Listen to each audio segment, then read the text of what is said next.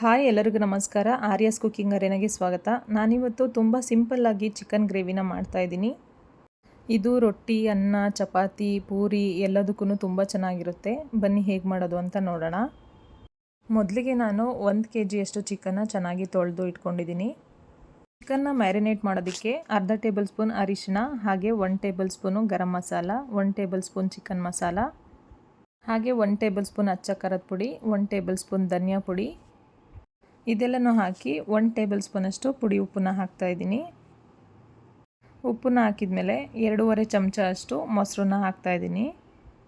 ಇಷ್ಟು ಮಸಾಲನ ಹಾಕಿದ್ಮೇಲೆ ಚಿಕನ್ನಿಗೆ ಹೊಂದ್ಕೊಳ್ಳೋ ಥರ ಚೆನ್ನಾಗಿ ಕಲಿಸ್ಬೇಕು. ಚಿಕನ್ ಜೊತೆ ಮಸಾಲ ಎಲ್ಲ ಚೆನ್ನಾಗಿ ಹಿಡಿಬೇಕು, ಆವಾಗ ಟೇಸ್ಟ್ ಇನ್ನೂ ಚೆನ್ನಾಗಿರುತ್ತೆ. ನೋಡಿ, ಇವಾಗ ಚೆನ್ನಾಗಿ ಮಿಕ್ಸ್ ಮಾಡಿದ್ದೀನಿ. ಈ ಚಿಕನ್ನ 10ರಿಂದ 15 ನಿಮಿಷ ಮ್ಯಾರಿನೇಟ್ ಆಗೋದಕ್ಕೆ ಬಿಡಬೇಕು. ನೆಕ್ಸ್ಟ್ ಇವಾಗ ಒಂದು ಮಿಕ್ಸಿ ಜಾರ್ಗೆ 2 ಟೊಮೊಟೊ ಹಾಗೆ 1 ಟೇಬಲ್ ಸ್ಪೂನು ತೆಂಗಿನಕಾಯಿ ತುರಿನ ಹಾಕಿ ಚೆನ್ನಾಗಿ ನುಣ್ಣಗೆ ಪೇಸ್ಟ್ ಮಾಡಿ ಇಟ್ಕೊಂಡಿದ್ದೀನಿ. ಚಿಕನ್ ಗ್ರೇವಿನ ಮಾಡೋದಕ್ಕೆ ಸ್ಟವ್ ಆನ್ ಮಾಡಿ ಒಂದು ಪಾತ್ರೆನ ಇಟ್ಟು ಪಾತ್ರೆ ಬಿಸಿಯಾದ ನಂತರ 3 ಟೇಬಲ್ ಸ್ಪೂನು ಎಣ್ಣೆನ ಹಾಕ್ತಾಯಿದ್ದೀನಿ.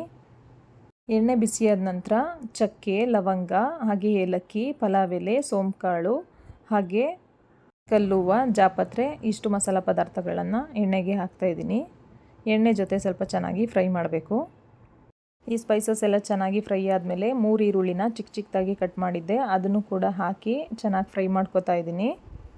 ಮೀಡಿಯಮ್ ಗೋಲ್ಡ್ ಕಲರ್ ಬರೋವರೆಗೂ ಫ್ರೈ ಮಾಡ್ಕೋಬೇಕು. ನೋಡಿ, ಇವಾಗ ಈರುಳ್ಳಿ ಚೆನ್ನಾಗಿ ಫ್ರೈ ಆಗಿದೆ. ಫ್ರೈ ಆಗಿರೋಂಥ ಈರುಳ್ಳಿಗೆ 3ರಿಂದ 4 ಹಸಿಮೆಣಸಿನ್ಕಾಯಿನ ಉದ್ದುದ್ದ ಕಟ್ ಮಾಡಿ ಹಾಕಿದ್ದೀನಿ. ಹಾಗೆ ಕರಿಬೇವಿನ ಸೊಪ್ಪನ್ನು ಕೂಡ ಸೇರಿಸ್ತಾ ಇದ್ದೀನಿ. ಇದೆಲ್ಲದನ್ನು ಒಗ್ಗರಣೆ ಜೊತೆ ಚೆನ್ನಾಗಿ ಫ್ರೈ ಮಾಡ್ಕೋಬೇಕು. ಇದೆಲ್ಲ ಫ್ರೈ ಆದಮೇಲೆ 1 ಟೇಬಲ್ ಸ್ಪೂನ್ ಶುಂಠಿ ಬೆಳ್ಳುಳ್ಳಿ ಪೇಸ್ಟನ್ನು ಹಾಕಿ ಹಸಿ ವಾಸನೆ ಹೋಗೋವರೆಗೂ ಚೆನ್ನಾಗಿ ಫ್ರೈ ಮಾಡ್ಕೋಬೇಕು. ಈರುಳ್ಳಿ, ಹಸಿಮೆಣಸಿನ್ಕಾಯಿ, ಕರಿಬೇವಿನ ಸೊಪ್ಪು, ಶುಂಠಿ ಬೆಳ್ಳುಳ್ಳಿ ಪೇಸ್ಟು ಎಲ್ಲ ಚೆನ್ನಾಗಿ ಫ್ರೈ ಆಗಿದೆ.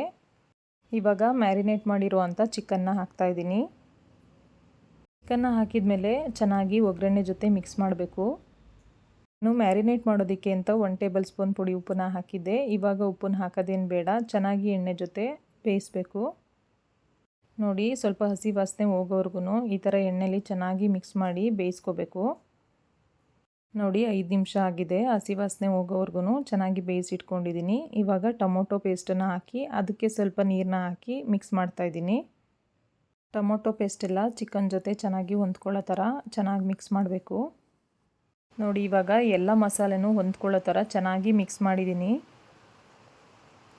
ಇವಾಗ ಉಪ್ಪನ್ನ ನೋಡಿಕೊಂಡು ರುಚಿಗೆ ತಕ್ಕಷ್ಟು ಉಪ್ಪನ್ನ ಹಾಕಿ ನಾನಿಲ್ಲಿ 1 ಟೇಬಲ್ ಸ್ಪೂನಷ್ಟು ಉಪ್ಪನ್ನ ಹಾಕಿ ಚಿಕ್ಕ ಗ್ಲಾಸಲ್ಲಿ 1 ಲೋಟ ಅಷ್ಟು ನೀರನ್ನ ಹಾಕಿ ಚೆನ್ನಾಗಿ ಮಿಕ್ಸ್ ಮಾಡ್ಕೊಳ್ತಾ ಇದ್ದೀನಿ. ಉಪ್ಪನ್ನ ಹಾಕಿದ ಮೇಲೂ ಕೂಡ ಚೆನ್ನಾಗಿ ಮಿಕ್ಸ್ ಮಾಡ್ಕೊಳ್ತಾ ಇರಬೇಕು, ಆವಾಗಲೇ ಗ್ರೇವಿ ಚೆನ್ನಾಗಿರುತ್ತೆ. ನಿಮಗೆ ಗ್ರೇವಿ ಎಷ್ಟು ಬೇಕೋ ಆ ಕನ್ಸಿಸ್ಟೆನ್ಸಿ ಮೇಲೆ ನೀರನ್ನ ಹಾಕಿ. ಇಷ್ಟೆಲ್ಲ ಹಾಕಿ ಚೆನ್ನಾಗಿ ಮಿಕ್ಸ್ ಮಾಡಿದ ಮೇಲೆ 15 ನಿಮಿಷ ಚೆನ್ನಾಗಿ ಬೇಯಿಸ್ಕೋಬೇಕು. ಅದ್ರ ಜೊತೆಗೆ ಮಧ್ಯದಲ್ಲಿ ಲಿಡ್ನ ಓಪನ್ ಮಾಡಿ ಈ ಥರ ಚೆನ್ನಾಗಿ ಮಿಕ್ಸ್ ಮಾಡ್ಕೊಳ್ತಾ ಇರಬೇಕು. ಆವಾಗ ಚಿಕನ್ ಚೆನ್ನಾಗಿ ಬೇಯುತ್ತೆ, ತಳ ಸಿಯೋದಿಲ್ಲ. ಅದಕ್ಕೋಸ್ಕರ ಮಧ್ಯದಲ್ಲಿ ಚಿಕನ್ನ ಮಿಕ್ಸ್ ಮಾಡ್ತಾ ಚೆನ್ನಾಗಿ ಬೇಯಿಸ್ಕೊಳ್ಳಿ. ನೋಡಿ, ಇವಾಗ 15ರಿಂದ 20 ನಿಮಿಷ ಚಿಕನ್ನ ಚೆನ್ನಾಗಿ ಬೇಯಿಸಿದ್ದೀನಿ. ಇವಾಗ ಚಿಕನ್ ಚೆನ್ನಾಗಿ ಬೆಂದಿದೆ. ನೋಡಿ, ಚಿಕನ್ ಗ್ರೇವಿ ಎಷ್ಟು ಚೆನ್ನಾಗಿ ಕಾಣಿಸ್ತಾ ಇದೆ ಅಂತ. ಹೋಟೆಲ್ ಸ್ಟೈಲ್ ಚಿಕನ್ ಗ್ರೇವಿ ರೆಡಿಯಾಗಿದೆ. ಇವಾಗ ಫೈನಲ್ ಆಗಿ ಕೊತ್ತಂಬರಿ ಸೊಪ್ಪನ್ನ ಹಾಕಿ ಚೆನ್ನಾಗಿ ಮಿಕ್ಸ್ ಮಾಡಿದರೆ ಚಿಕನ್ ಗ್ರೇವಿ ರೆಡಿ ಆಗುತ್ತೆ. ಕೊತ್ತಂಬರಿ ಸೊಪ್ಪನ್ನ ಹಾಕಿದ ಮೇಲೆ 1 ನಿಮಿಷ ಚೆನ್ನಾಗಿ ಬೇಯಿಸ್ಕೊಳ್ಳಿ.